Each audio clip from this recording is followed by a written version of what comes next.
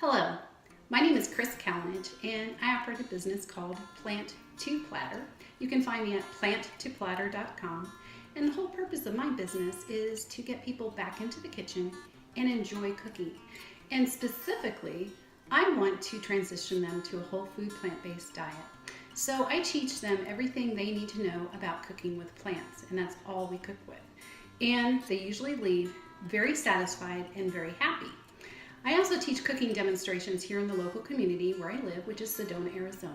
So welcome to my kitchen, and I am going to teach you how to make one of my favorite standby, tried and true recipes, which is a sweet potato and black bean burger. And you can also call it a black sweet potato and black bean cake if you'd like, if you want a fancier version, which I'll show you how to do at the very end. So what I start with is a flaxseed mixture of flaxseed and water, because this is going to be our binder.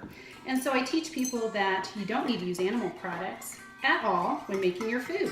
And this will actually take the place of your traditional egg that binds a burger or meatloaf, that kind of thing. So I'm doing it first so it has some time to congeal.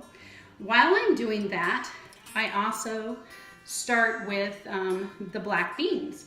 And what I did is I took 1 can of black beans, I drained it, and then I placed them in a bowl. And you can really use any type of beans that you so choose, but I like black beans because of the color, and it goes well with the other ingredients color-wise in the recipe.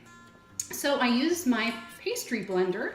I don't use it really much anymore because I'm not working butter into flour anymore, but it's a great tool for crushing black beans. If you don't have a pastry blender, you can use a potato masher. You can use your hands. Get your kids involved in the kitchen and use your hands.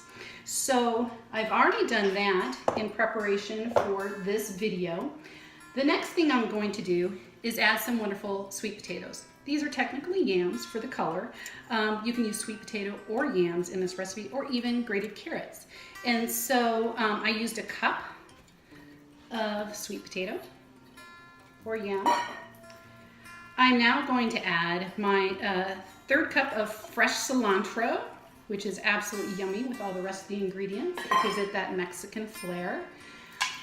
I typically like to use about a 1/4 cup of shallots, but I didn't have any today, so I'm just using a traditional sweet white onion, 1/4 cup. The next thing I'm going to add are sunflower seeds. This provides a wonderful taste and texture, and it's a 1/2 cup of sunflower seeds.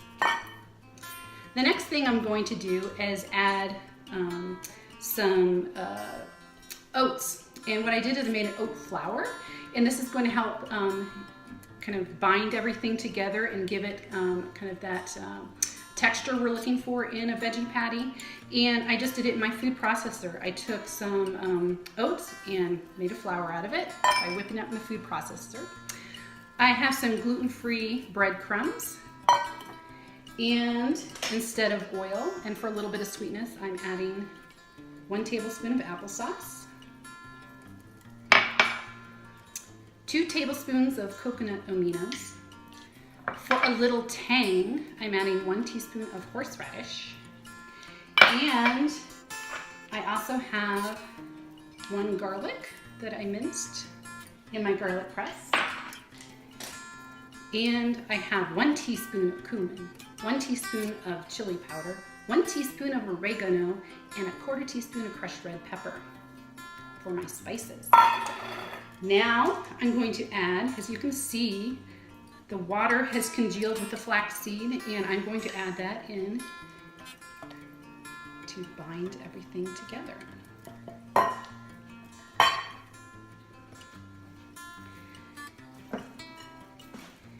And here I am mixing it up. Doesn't take very long, and this is a great recipe that you can make on a weekday evening when you have not a whole lot of time. You can really whip this recipe up in no time at all. So now is the point where you get your hands in there. We're in my kitchen, so I'm going to use my hands. I don't have any gloves on today. You can either form, they form so well, look how well they form, into a traditional patty. Another thing I like to do if I'm having people over, I actually serve this not on a bun, but by itself. And I use a measuring cup here, a 1/3 cup measuring cup. And I can actually make patties like this, if you can see. It's a little fancier, it's higher in height, it's very uniform. And then I can put it on something like this once it comes out of the oven. Well, welcome back into the kitchen, and here is the finished product of the sweet potato and black bean burgers. You would bake these in the oven for about 20 minutes at 350 degrees. I will definitely post the recipe, and I hope you enjoy. Here's to plant-based joy in the kitchen.